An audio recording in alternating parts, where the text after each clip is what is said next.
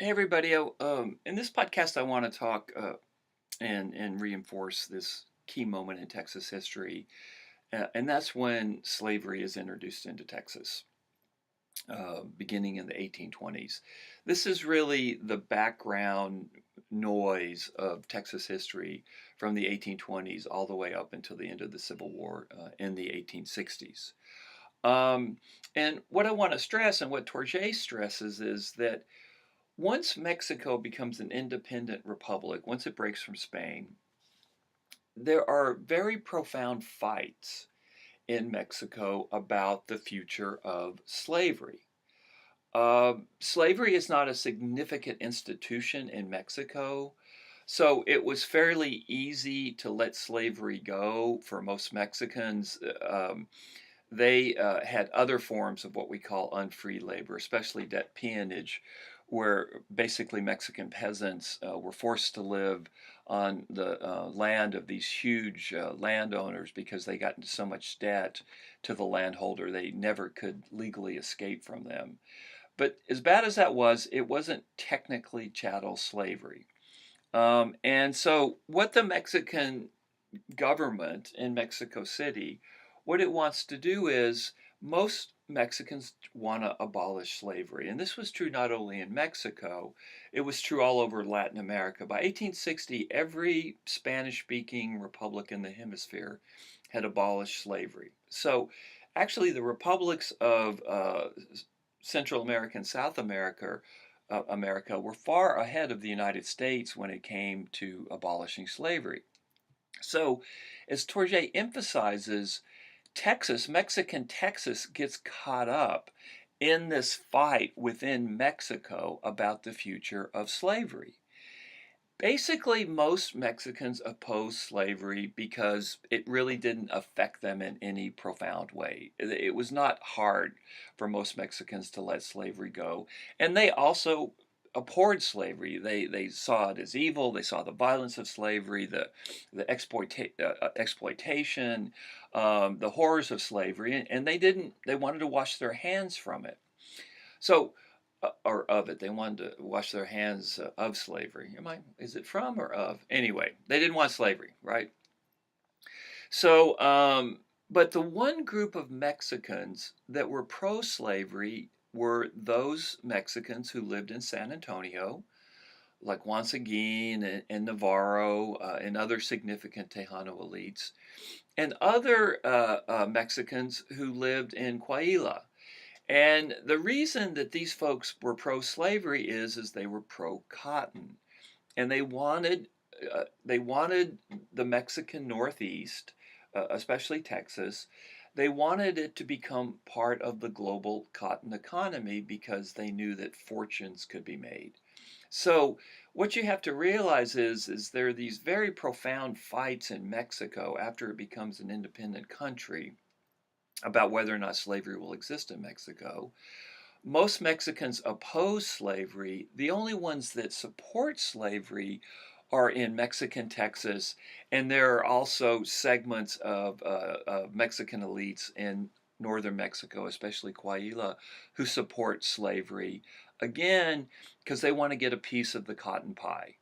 They realize that Texas it has been underexploited, that massive amounts of cotton can be grown in Texas, and if they can become part of that economy, if they can get a piece of it, Texas will go from a very, very poor, very marginal area of Mexico. Remember, 1822, I think there's only 2,500, is that right?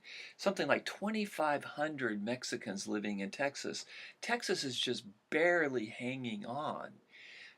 Fast forward to 1836, you have 30,000 Anglos living in Texas, 5,000 slaves, something like 3,000 or so Tejanos. So and the reason for that is Texas in that 15-year period has become part of the global cotton economy. One of the things I've really hammered home in this course is the Spanish failure to populate Texas and the consequences of that. Well, I'm not going to talk anymore about failure to populate Texas because once Texas becomes part of the cotton economy, the population of Texas starts to zoom. both with Anglos, enslaved peoples. And the one population that's getting left behind in this demographics are the Tejanos. As I said before, but I'll say it again, by 1836, the time of the Texas Revolution, Tejanos are outnumbered by slaves in Texas.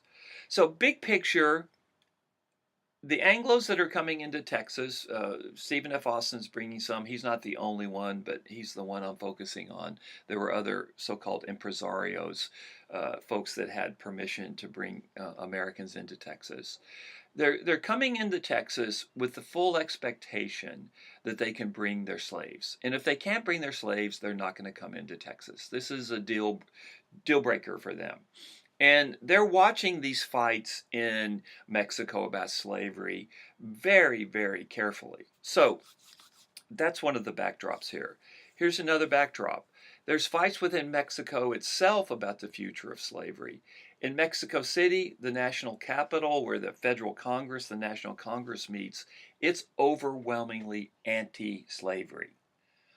But the Mexican Constitution of 1824 was a liberal constitution, and so most of the power over the future of slavery in Texas wasn't in Mexico City. It was on the local level. It was in Saltillo.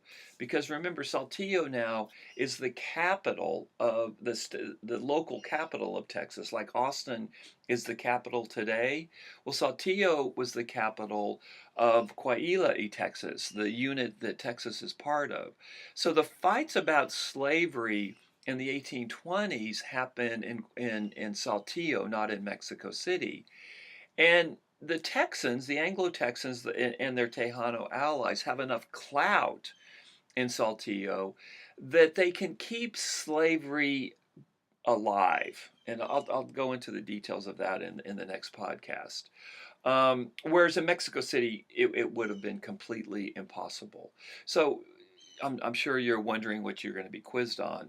A quiz question would be, I want you to know that in Mexico City, and the Congress and the National Congress in Mexico City, strong anti-slavery feeling. In Saltillo, where most of the action was because of the Constitution of 1824, pro-slavery advocates, both Anglo and Tejano, have enough of a voice where they can keep slavery going. Although it's severely retarded. They don't get everything they want. And the fights about slavery, and this is something that's Tourget talks about, which is very important. The fact that there were fights about slavery in Mexico really retarded Americans coming into Texas during the Mexican period, because Americans are watching these debates about slavery in Mexico very, very carefully. And they're just not going to come into Texas on these Southerners unless they feel like their slaves can be protected. Now, I've been talking about slavery and in kind of this generic term, but I just want to emphasize the horrors of slavery, get away from the economics. And one of the things you need to realize when you're thinking about slaves coming into Texas, half of slave children have been separated from their parents. Husbands are separated from their wives. So there's tremendous attacks on slave families. In addition to that, many slave women were subject to sexual assault, to rape by their masters. Countless numbers of time. We're just not talking about, this was common, it wasn't uncommon. So what we have is sexual violence against slave women, not only in Texas but throughout the South, family separation. Also, you have to remember that slavery is an institution that is based on terror and coercion and force, because of course slaves aren't getting paid. And so whippings are quite common. Slaves are often whipped. This was a very common form of punishment.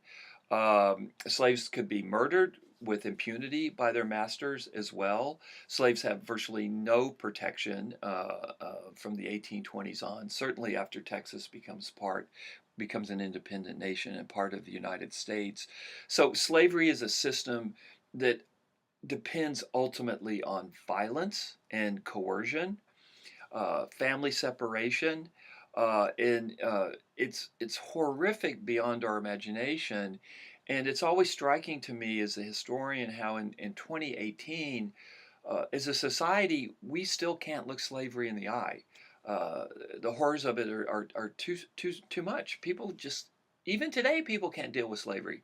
They can't deal with how bad it was and all the suffering that occurred during slavery. And this is one of the tragic ironies of U.S. history. The U.S. became a wealthy nation and a powerful nation based on the enslavement and the terrorizing of by 1860 4 million of its citizens.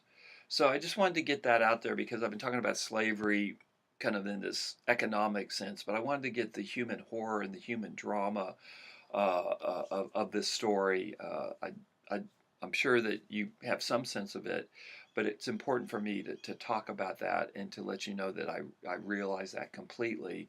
And I just don't want to talk about the system as dollars and cents and not talk about the human suffering that really was at the center of the slave economy and the growth of cotton.